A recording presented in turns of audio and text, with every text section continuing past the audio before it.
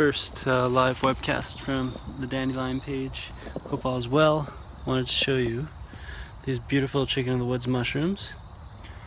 Welcome to a supreme score, because actually that's not even half of them. Let me show you around this edge. Woo! So it's pretty interesting. Oh, we're gonna have fun eating lots of chicken in the woods. Hope all's well with you all. Thanks for tuning in to the universe, a new portal, the mushroom hunting portal. Welcome to the mushroom hunting portal. So I've had a pretty good day so far. Lots of turkey tails, a couple reishi mushrooms, a lot of hen of the woods, and I found some chicken of the woods. But then right before leaving, turns out that I've found the magical mother lode. It's always funny, the idea of talking to yourself in the forest if people pass you. Isn't that great? Welcome to technology. Hey friends, thanks for tuning in. I just wanted to talk about the blessing of finding chicken in the woods and foraging and living off of what you can forage. So this has taken, a couple weeks to find a good talk amongst myself, says Stacy. Hi Stacy. What's up Gopa? What's up Amandatory? So, these are chicken of the woods. Oh, it's so fresh. It's so ridiculously beautiful. Here you have the yellow, so you have two species, Latiporus sulphuris and Latiporus cincinnatus. I think the yellow underside, porous underside, is the cincinnatus, but I'm not remembering right now. Super fresh. This is actually pretty interesting because these weren't here 4 or 5 days ago, so that's why it's really important to frequent the same places, and really get to know the ecosystem that you live in, because these were totally not here. And what I'm going to be doing is just harvesting with my hands a few of the fans that kind of give themselves, and I'm not going to ravage the whole thing because A, that's pretty mindless, and B, that would make them kind of never present again. So it takes time, for the ecosystem to restore itself, or for this situation even to exist. Dave, what's up Dave? I'm not going to tell you exactly where I am because I don't want the NSA finding me even though they're GPSing me. I'm in New Jersey actually. So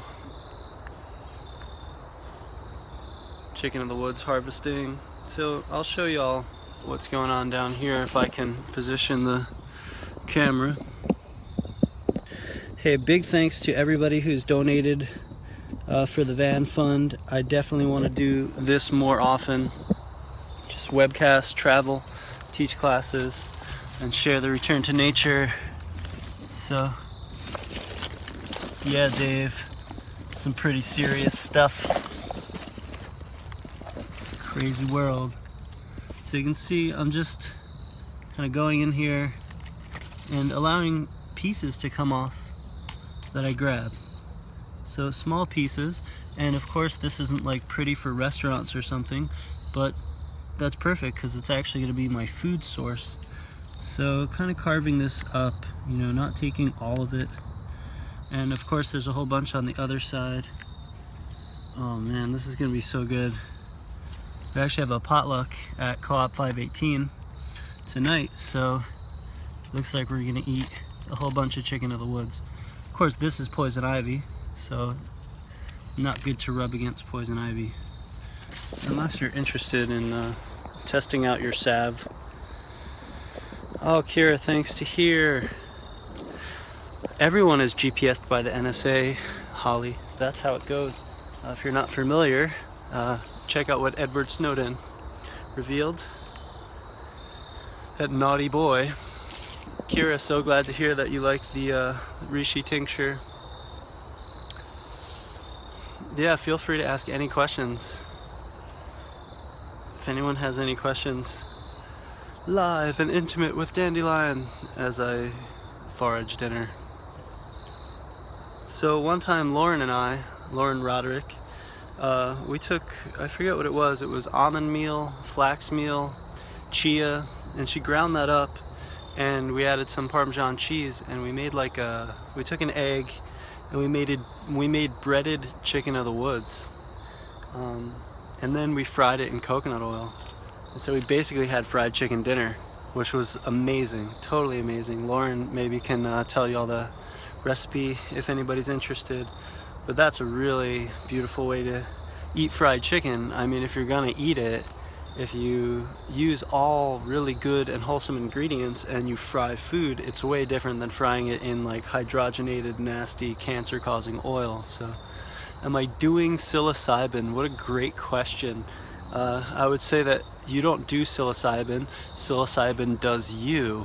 Beth asks, what's my favorite mushroom? Chicken of the woods and hen of the woods are pretty psychedelic, let me tell you. Wow, Kira, you were getting hit by that hurricane, huh? Hope you're well down there. Stacy says, Lauren, I want the recipe. So I'll show y'all. Of course, this is the first time ever webcasting from Dandelion page. I'm doing a lot of webcasting on the Return to Nature page, but you can see here, you know, I haven't harvested much, maybe 10 to 20%. You can see I just broke pieces off, kind of pulled fans, pieces. You know, so you don't have to rip the whole thing out of the stump, and generally when you do that, not all of it is going to be edible anyway. There's going to be kind of parts in the mycelium and wood pieces, so, you know, be mindful when you forage, friends. Lovely chicken, lovely ambience and energy with all the sounds. So I do hear traffic in the distance. Yeah, it's definitely traffic and wind. This is the universe we live in, right? Suburban and urban foraging. There is no perfect world, that's for sure. Otherwise, I would just sit somewhere and cry, you know? It's a devastated situation. Let's see, let's catch up to these questions. Someone asked, do I think ancient civilizations used hallucinogens to expand consciousness? Actually, it's completely anthropologically known, and a lot of them still are to this day. Ibogaine is one such case with the Bwiti of Africa, and ayahuasca is a tradition of South America, mostly Peru and Colombia, that have been pretty much going on probably for 30,000, 40,000 years straight. So what I would recommend is to look at using hallucinogens versus receiving sort of a blessing from what we might call an entheogen. That term was coined by Richard Evans Schultes, who was an ethnobotanist who has a book called Plants of the Gods or Food of the Gods. One of them is Terence McKenna and one of them is Richard Evans Schultes. I recommend them both. But yeah, definitely consciousness alteration is necessary and a birthright, and happens when you eat tons of McDonald's or microwave food, or find psilocybin containing mushrooms. Yaman. So here's life as a forager.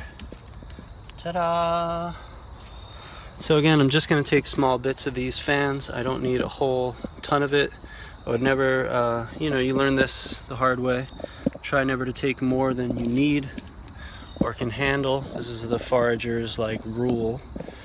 You know, and nature will teach you that when you find a whole bunch of mushy garbage that you destroy. And if you do, remember, put things back in nature. You know, don't throw them in the garbage. That's ridiculous to take something from nature and then, you know, put it in a garbage can so it can't expand. Of course, those of you who don't know, check out Paul Stamit's work and microremediation, which is the process of cleaning up catastrophic events, human-caused pollution, with mushrooms. Actually, there's a lot of that research going on, so everybody should check that out.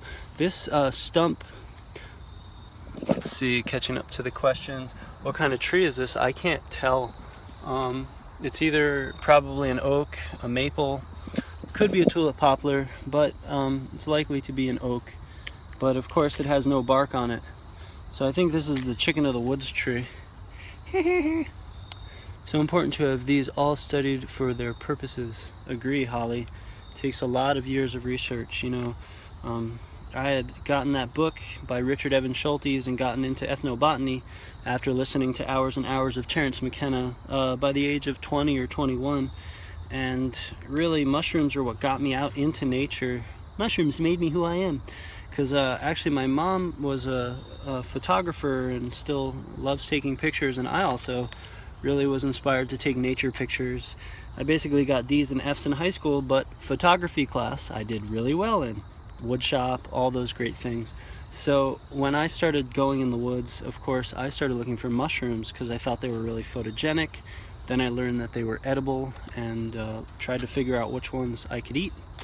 And that's who I am today, whatever, 20 years later or something like that.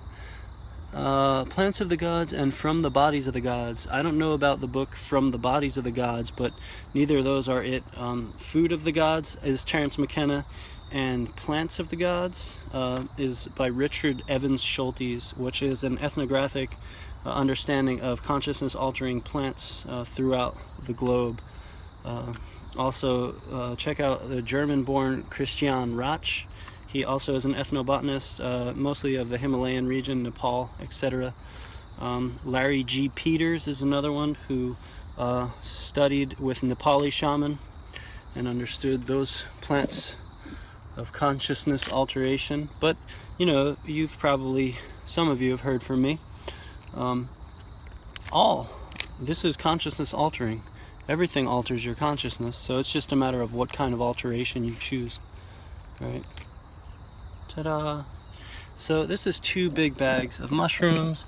There's plenty left. Don't forget, other people will see this and forage, as well as, you know, the ecosystem, deer, everything will also nourish itself from this, including insects.